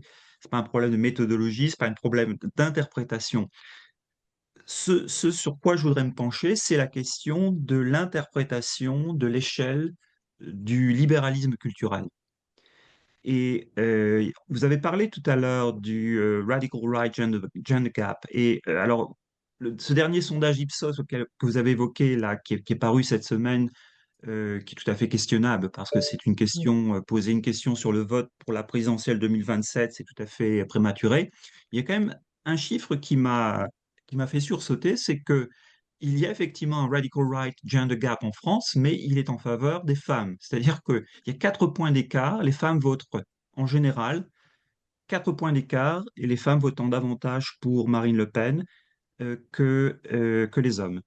Euh, et je prolonge sur cette thématique pour dire que le libéralisme culturel, je me demande, et c'est une question véritablement, je me demande si on ne peut pas tout à la fois voter pour le Rassemblement national et faire preuve d'une certaine tolérance par rapport à des questions, des thématiques qui rentrent dans cette catégorie du libéralisme culturel. Par exemple, on peut être tout à fait tolérant, accepter l'homosexualité, même être tout à fait afficher une forme de soutien ou de tolérance vis-à-vis des droits LGBTQ et voter Rassemblement national.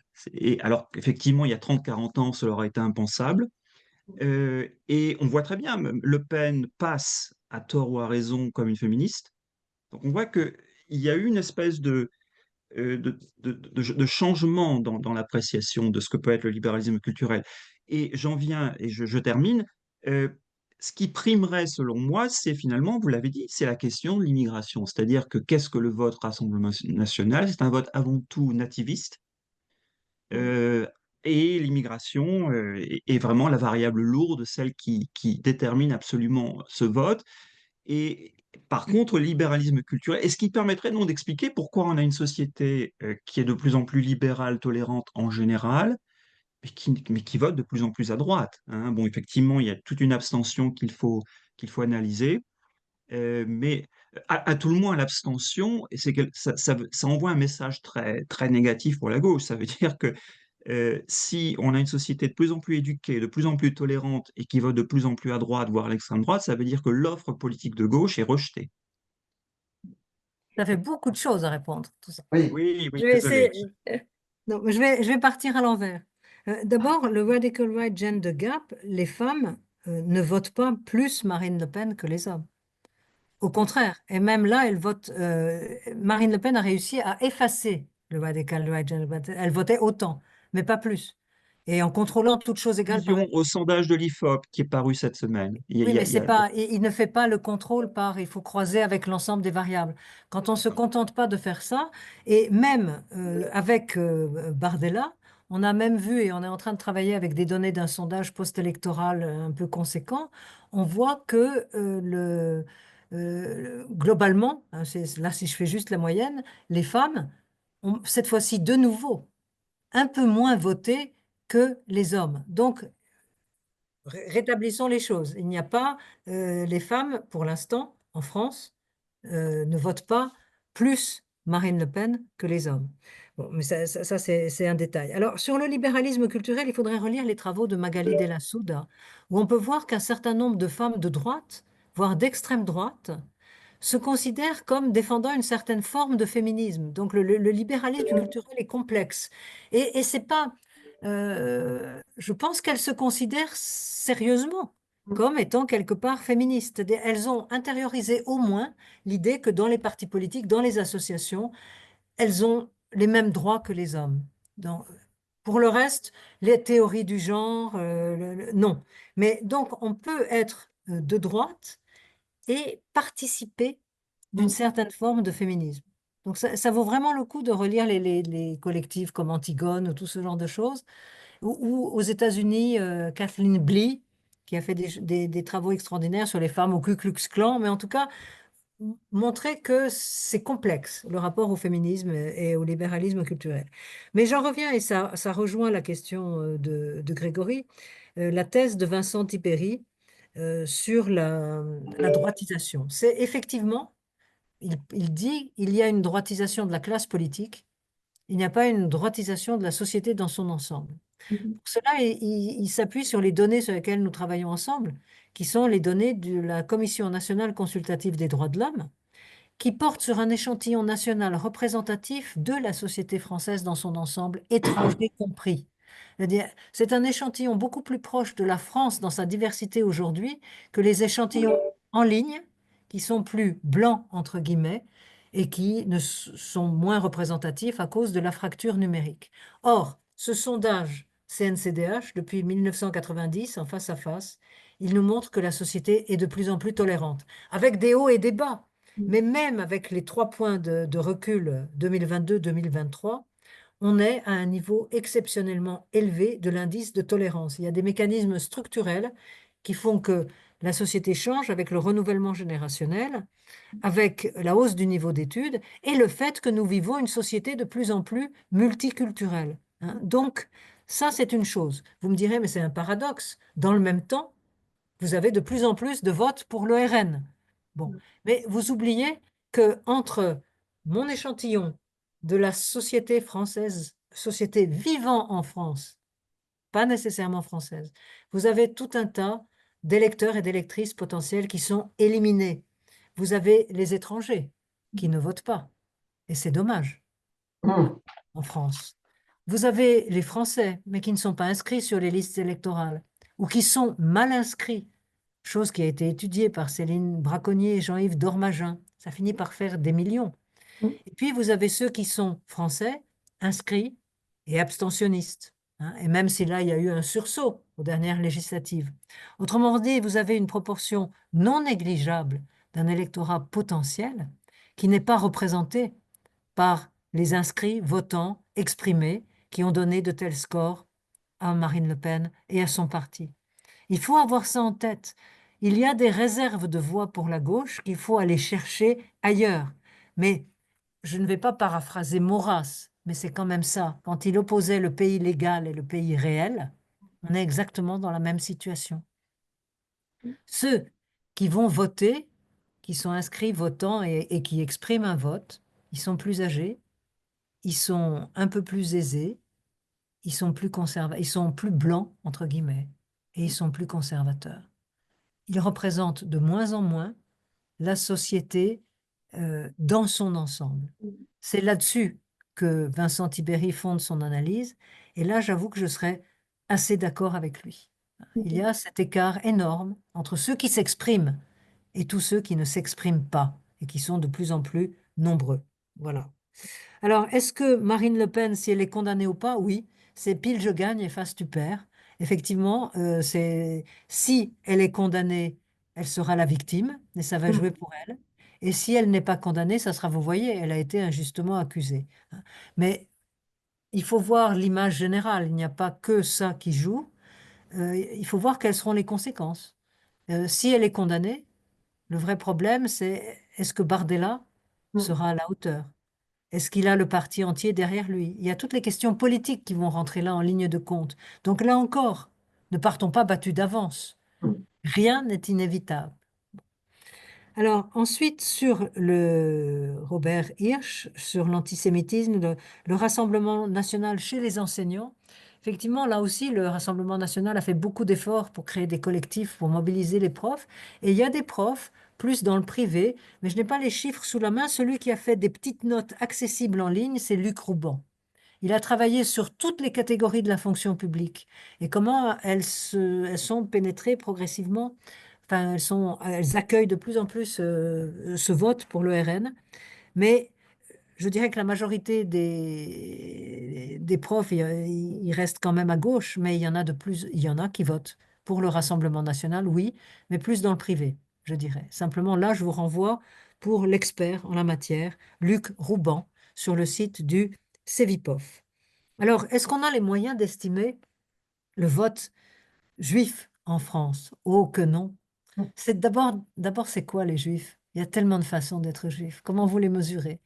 Les instituts de sondage les mesurent en demandant quelle est votre religion si vous en avez une, et puis ils prennent les gens qui ont mis religion juive. Mais nous, quand on fait nos questions ouvertes dans nos enquêtes sur social, on voit que des gens qui ont une maman juive, donc ils devraient se déclarer comme juifs et ils ne se déclarent pas comme juifs.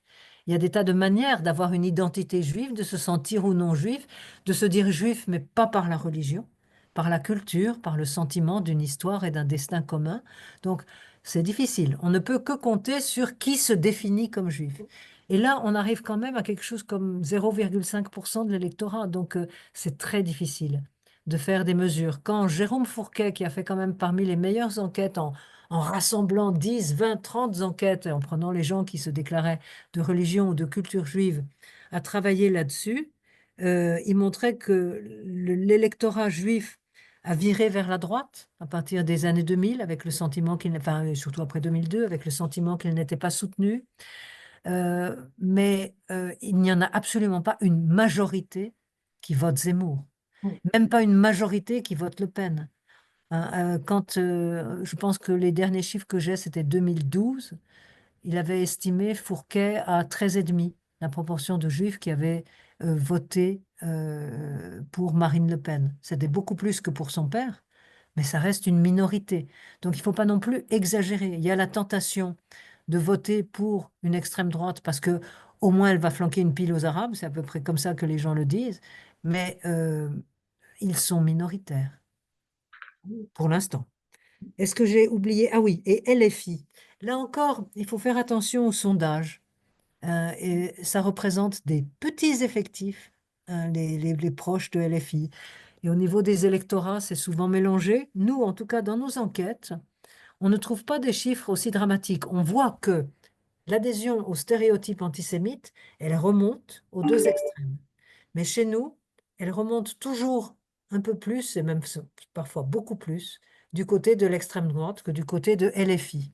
Et on avait même constaté un certain recul du niveau d'antisémitisme d'une année sur l'autre. Donc, il faut croiser plusieurs sondages avant de porter des jugements définitifs, mais il est évident que l'exemple vient d'en haut et que les formulations de Jean-Luc Mélenchon sont particulièrement ambiguës et regrettables en la matière. Et que donc j'attends avec impatience le nouveau sondage qui est sur le terrain en ce moment et dans lequel on aura des données toutes fraîches pour le prochain rapport de la Commission nationale consultative des droits de l'homme. Et on te réinvitera pour le commenter. Et tu Ça nous diras marche. oui. Bon, super. Ouais. Engagement. Alors maintenant, nous avons 4 questions. On va peut-être prendre les 3 premières et la quatrième, peut-être quelqu'un d'autre qui va s'y associer. Donc, Yann Feigenbaum, ensuite Brigitte Stora et ensuite Arnaud. Voilà. Bon, Yann, c'est à toi. Oui, je rallume tout. Question. Bonjour, je me vois pas, mais je ne sais pas si vous me voyez. Oui. Moi, je vous Oui, on vois. te voit. On attend ta question. Oui, alors la question, je vais la poster en même temps et par écrit, comme ça, ce sera clair pour tout le monde. Ceinture Bon, et d'abord, bretelles. je trouve ça passionnant le fait de pouvoir faire le joint entre l'évolution de la tolérance et l'évolution des chiffres électoraux qui Mhm. semblent paradoxaux, mais et du coup, à cause de cette évolution électorale, l'évolution des mesures politiques racistes, qui du coup sont décorrélées de l'opinion, Oui. puisque le seuil de tolérance, enfin, puisque la tolérance est Oui. évolue. Bref, ouais, la question, c'est une question sur la méthodologie, la méthode de comptage des actes racistes et antisémites. Ah Voilà, oui. parce que le nombre d'actes relevés depuis le 7 octobre, hein, qui vont de Mhm. l'insulte sur Twitter à la violence physique, hein, c'est très large. On sait que c'est le nombre d'actes qui ont été signalés, qui ont fait l'objet d'un signalement. Et d'une plainte. Oui, et d'une plainte, ah oui, d'accord. Oui. Donc on sait que de toute façon, il y a des époques qui sont plus ou moins propices à la décision de signaler des plaintes. Par exemple, le nombre de signalements pour VSS a augmenté notamment depuis MeToo, mais voilà, à la faveur de la prise de conscience Oui. des violences sexistes et sexuelles. Alors, de la même manière, depuis le 7 octobre, on sait qu'il y a une peur collective qui a évolué aussi, et et ça, je ne sais pas dans quelle mesure c'est vrai, mais il paraît qu'on a encouragé les victimes à signaler les faits d'antisémitisme. J'ai entendu ça plusieurs fois sans que je sache vraiment si c'est vrai, mais en tout cas, est-ce qu'on peut savoir dans quelle mesure il y a eu objectivement davantage d'actes antisémites, ou si davantage de personnes décident de signaler des faits qu'ils signalaient moins auparavant? Est-ce qu'on peut savoir ça? Très bien, merci. Alors, Merci. Merci. Brigitte, à toi. Oui, vous m'entendez là? Oui. Oui, oui. Oui. Oh, ben, bonsoir à toutes et à tous et merci encore Nona Mayer pour cet exposé. Alors, il y a des choses que j'ai bien comprises et puis d'autres un petit peu moins. Par exemple, quand vous dites les musulmans finalement ne votent pas pour le RN, et ça prouve bien que ce vote est essentiellement raciste et que même s'ils sont souvent, enfin ça je l'ai vu par exemple dans le 20e arrondissement où j'habite, où il y avait des conseils de quartier et où c'était souvent ces populations-là, enfin les plus fragiles qui parlaient le plus de sécurité, ça les met pas pour autant vers le RN qui lui a une solution par rapport aux immigrés et tout ça. Bon, mais donc là aussi on n'a pas, je sais qu'on n'a pas de statistiques ethniques, donc enfin, comment on mesure ça? Bon, il y a la question quel est le vote juif. Donc, vous avez parlé de 13% de juifs en 2012. Donc, ça ferait la moitié finalement de l'ensemble des gens qui votent pour le RN en France, si j'ai bien compris. Ah non, non, non. Non, alors, je n'ai pas compris. Non, non, il y a un problème de base de pourcentage là. Ça, c'est la proportion des juifs. Donc, 0,5% de l'électorat, 12% de 0,5% ont voté pour Le Pen, Marine Le D'accord. Pen. Et combien de Français en général? Ah Les bah, à juifs sont l'époque, français. Hein. non, non, oui, malheureusement, il n'y a que les Français qui ont Non, je voté. parle de l'ensemble des Français. À cette élection, c'était 18% à peu près. c'était 18, je crois. Ah, d'accord. 18-20. Oui, j'ai un trou de Alors, il y mémoire. avait un autre chiffre aussi que j'ai vu. Quand vous disiez 62% des musulmans, donc c'est pas 62% des musulmans, c'est sur la base, c'est sur 100% des gens qui votent, qui ont des opinions antisémites, on est d'accord? Non, c'est 62% des personnes qui se sont déclarées musulmanes dans notre enquête ont un Oui. score élevé sur l'échelle d'antisémitisme.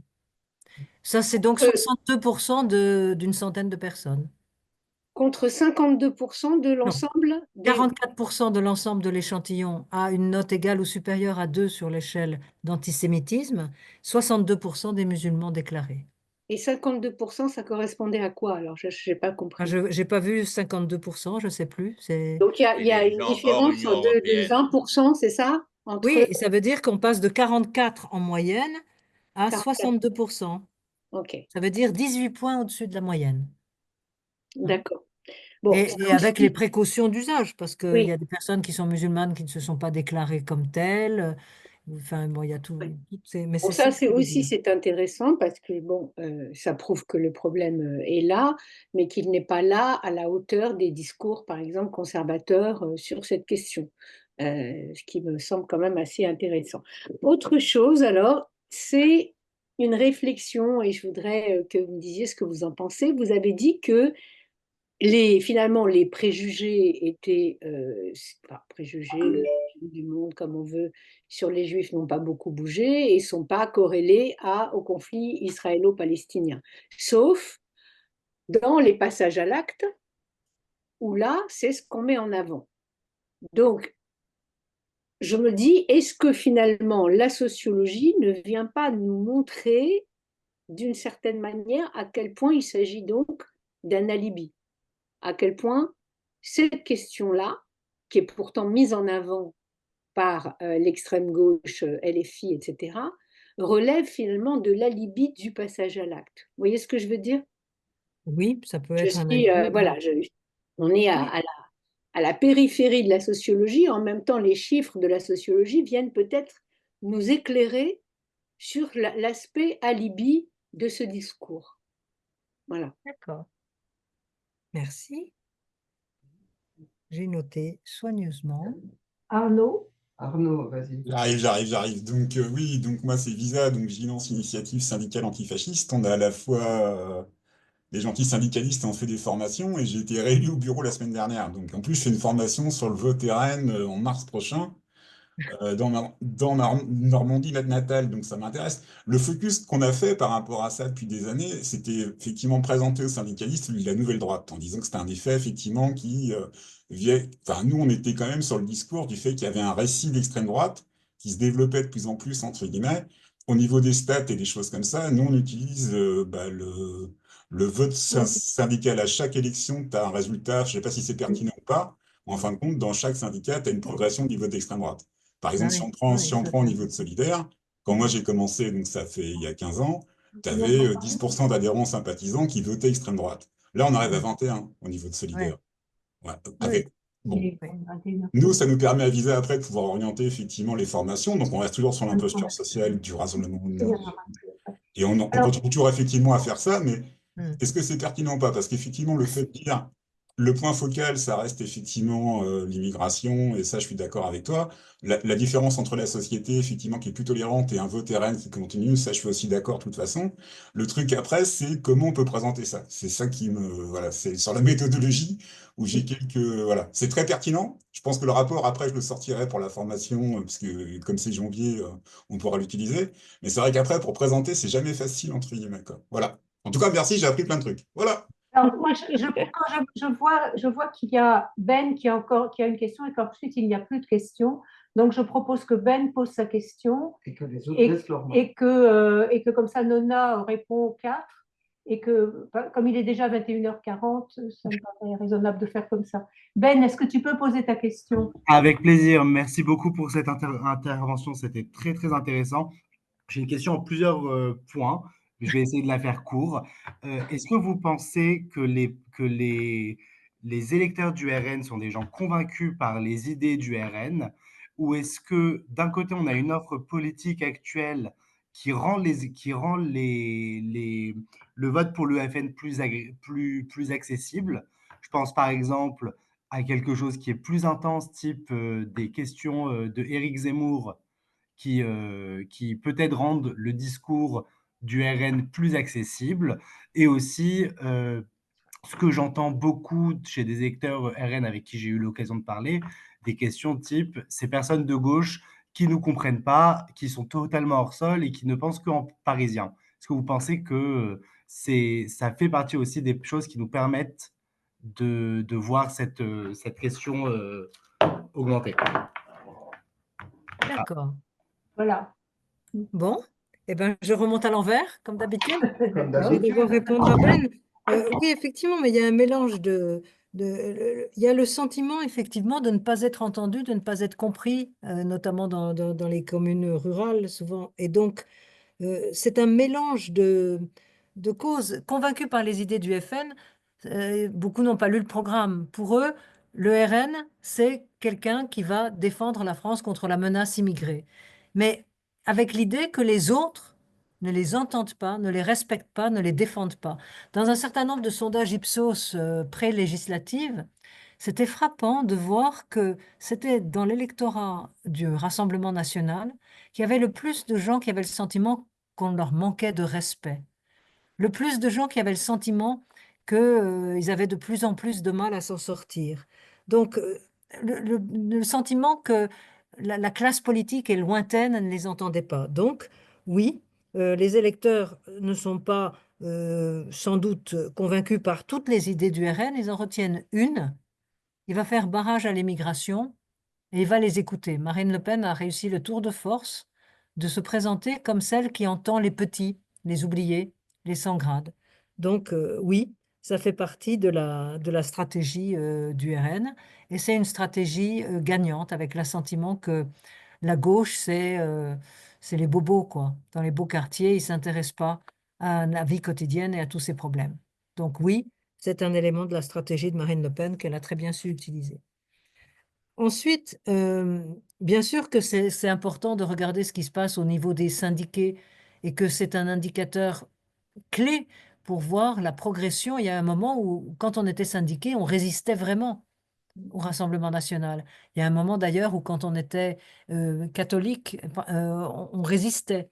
Tous ces barrages syndicaux, religieux sont en train de céder et donc ça nous donne, ça fait partie de la mesure de l'expansion du Rassemblement national. Ça n'enlève rien à la validité de ce que j'ai dit par ailleurs, c'est qu'il y a une proportion croissante de la population qui non seulement ne va pas voter, mais n'est pas syndiquée, n'est pas organisée, et que c'est tous ces gens-là qu'il faut aller chercher si on veut vraiment représenter la société française, la société des personnes vivant en France dans son intégralité.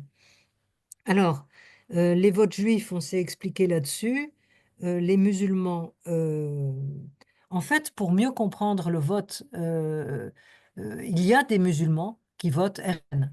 Toutes les études qualitatives arrivent toujours à vous trouver une ou deux familles qui, pour des raisons complexes, souvent pour des raisons de morale conservatrice ou tout simplement pour des histoires familiales ou des histoires de vie particulières, qui votent pour le RN. On ne peut pas dire qu'aucun musulman ne vote RN, mais statistiquement, les probabilités de voter RN sont particulièrement faibles quand on est musulman et on le constate dans nos enquêtes, toutes choses égales par ailleurs, la religion musulmane reste encore un barrage assez élevé contre ce type de vote. Et je ne dirais pas le vote musulman, il y a des votes musulmans, de même qu'il n'y a pas un vote juif, il y a des votes juifs pour le RN. Euh, c'est très complexe à analyser et c'est là qu'on aurait besoin de faire combiner des enquêtes par sondage avec des enquêtes qualitatives qui nous permettent de mieux comprendre comment on en arrive là. Alors, j'en arrive à la chose qui est importante et difficile, qui est la mesure des actes. Les services de la police, ils ont du mal, et de la gendarmerie, ils ont du mal dans un pays où on ne fait pas les statistiques dites ethniques. Donc, ils se fient sur leur réseau de correspondants locaux. Ils travaillent en correspondance avec les diverses associations, avec le service de protection de la communauté juive depuis l'attentat de Copernic, avec aussi autrefois le Conseil français du culte musulman, ce qu'il en reste aujourd'hui, mais ils travaillent avec des associations représentatives des milieux concernés pour mieux saisir ce qui se passe. Mais c'est quand même un instrument très restrictif parce que il s'en tient à ce qui a entraîné, ce qui est suffisamment grave pour avoir entraîné un dépôt de plainte. Et on sait que pour tout un tas de raisons, il y a beaucoup de gens qui ne pousseront jamais la porte d'un commissariat, surtout plus on déchante dans les selles sociales ou parce qu'on a le sentiment d'être mal vu. Ça sera sans doute particulièrement difficile chez les musulmans. Il y a le sentiment que l'accueil n'est pas toujours bon. Je sais, ils font des formations dans la police pour les pousser à mieux accueillir les victimes, à les inciter à porter plainte et non pas à faire une simple main courante, mais tout le monde ne le fait pas. Et puis, il y a le rôle des associations qui est très important pour arriver à mobiliser ces personnes et à leur dire, et donc il y a des minorités qui sont mieux organisées que d'autres. Je prends un exemple, les Roms.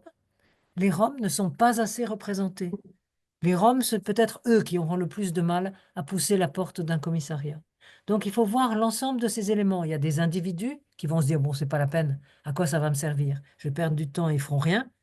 Il y a comment on est accueilli au commissariat. Il y a comment, dans le contexte particulier du moment, les associations peuvent pousser à s'inscrire. Et je n'ai pas d'informations sur le fait qu'on aurait, du côté des pouvoirs publics, incité des personnes juives à porter plainte. En tout cas, il y a des efforts faits pour encourager les victimes de tout acte raciste ou antisémite à porter plainte. Pour vous donner des chiffres, on a des enquêtes de victimation. Et en gros, c'est 4 à 6% des personnes qui portent plainte. Donc, enfin, ça dépend selon la gravité de l'acte. Mais donc, on a des instruments imparfaits, mais je dirais que c'est la même imperfection à travers le temps et qu'il s'est vraiment passé quelque chose après le 7 octobre. D'accord. Je ne pensais Ça, pas à on des peut encouragements du pas, pouvoir là, public, mais à des véritablement, même avec encouragements. tous les défauts de l'instrument, il s'est passé des choses, c'est corroboré par des gens qui ont fait des entretiens, des enquêtes qualitatives. Il s'est passé quelque chose, même si on n'a pas, ou à la virgule près, le chiffre exact de ce qui s'est passé, il s'est passé quelque chose et d'une certaine manière, je veux dire, c'est compliqué les actes. Vous avez, chaque fois qu'il y a, je pense à la profanation du cimetière juif de Carpentras, dans les 2 semaines qui ont suivi la profanation du cimetière, Il y a une centaine d'actes antisémites.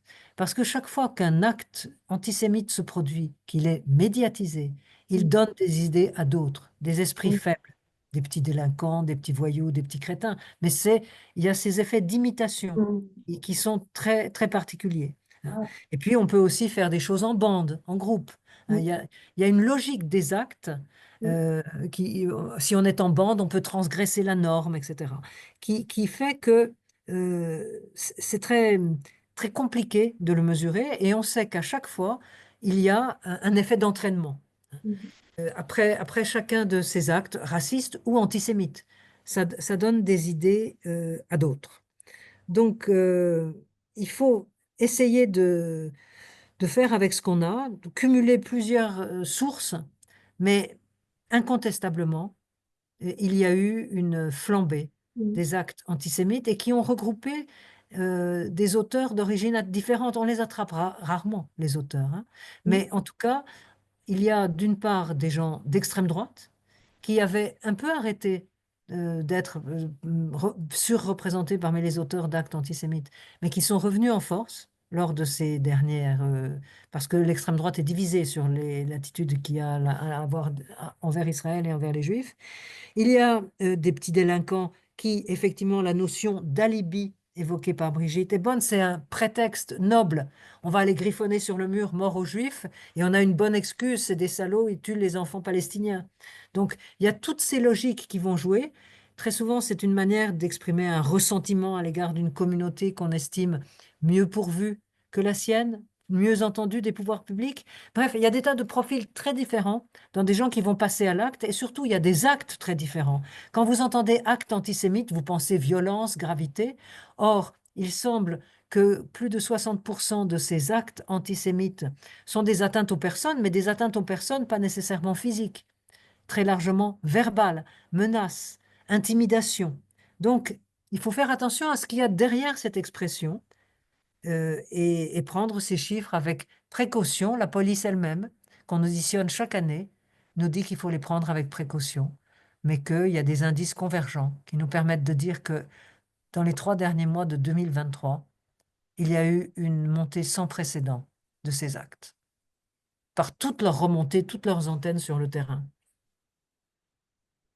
Merci. J'espère n'avoir oublié personne. Alors, on voudrait poursuivre la discussion sur 2 points dans les quelques minutes qui restent, hein, on va respecter. Premièrement, sur RN et Juifs. Il s'est quand même passé quelque chose lors des élections législatives, c'est-à-dire la découverte, et encore, elle n'est peut-être pas complète, de dizaines de candidats aux législatives qui auraient pu ou qui ont été élus, qui étaient vraiment profondément racistes et surtout aussi, de notre, ce qui nous intéresse, avec des discours antisémites. Il y a eu l'exemple, je dirais, spectaculaire de la dame avec la casquette nazie, mais beaucoup plus grave que ça, il y a eu des gens dont on a découvert que sur les réseaux sociaux, ils tenaient des propos négationnistes, pro-Soral, etc. Or, cette découverte, parfaitement documentée par la presse, Libé, Mediapart, a finalement peu percuté. Bardella a pu parler de quelques brebis galeuses. Alors, et ça revient à cette question que tu as mentionnée, c'est-à-dire que le RN, malgré le discours de Marine Le Pen, et malgré le discours, hélas, aussi de Serge Klarsfeld, continue à attirer des gens antisémites. Plutôt des cadres ou des gens qui ont l'antisémitisme vraiment inscrit profondément. Je ne parle pas des lecteurs, mais de militants. Je dirais que ce n'est pas l'ennemi principal.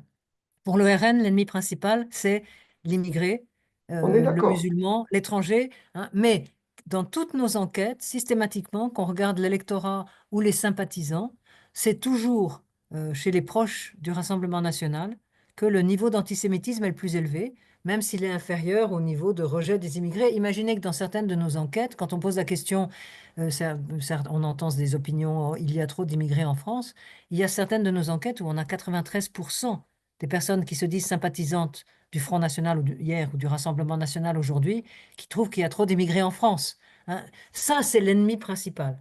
Mais effectivement, Marine Le Pen n'a pas fait le ménage suffisamment dans son parti. Marine Le Pen et Louis Viennot ont tout de suite senti que le blocage, il était là. Louis Viennot, Louis Alliot, bravo. Louis, je commence à fatiguer. Donc, Louis Alliot, qui était son compagnon à l'époque, et elle, il y a un très bel entretien de Louis Alliot par une historienne, Valérie Gounet. Ils avaient dit, nous ne sommes pas antisémites, ce n'est pas notre ennemi, ce n'est pas notre, ils voulaient se battre contre ça, les consignes venant d'en haut étaient là. Mais ils n'ont pas véritablement changé le parti. Il y a au niveau des cadres, au niveau des militants et au niveau des électeurs et des électrices, il y a une surreprésentation des antisémites. Il ne suffit pas de dire nous protégeons les juifs, les femmes, les gays contre la menace islamiste. On ne change pas un parti comme ça du jour au lendemain en profondeur. Donc oui, Marine Le Pen n'a pas fait le ménage suffisamment dans son parti et il continue, parce que ça fait longtemps qu'il y a des candidats et des cadres antisémites, mais il continue à l'être, même dans le contexte actuel où la ligne de Marine Le Pen serait plutôt nous défendons les Français juifs et Israël contre la menace islamiste. Mais donc, nous sommes d'accord sur ce point. Bon, Nona, il nous reste à vous remercier vraiment d'avoir animé ce webinaire. Et je pense premier webinaire. Et je crois que les réactions de toutes les personnes qui ont assisté sont très, très, très positives. Et donc, je propose que nous quittions maintenant, puisque il me semble que nous sommes tous un peu fatigués. Qu'est-ce que vous en dites? Moi, ça va. Chez moi, il est 11h ici. Bon, voilà. Bon, c'est une heure encore raisonnable. Mais enfin, bon, on a quand même posé beaucoup de questions. J'espère y avoir répondu. Tout à fait, tout à fait, tout à fait. Donc, merci à tout le monde d'avoir été si nombreux à ce webinaire. Et puis, passez une bonne fin de soirée à tous et à toutes. Et puis, à bientôt sur nos ondes.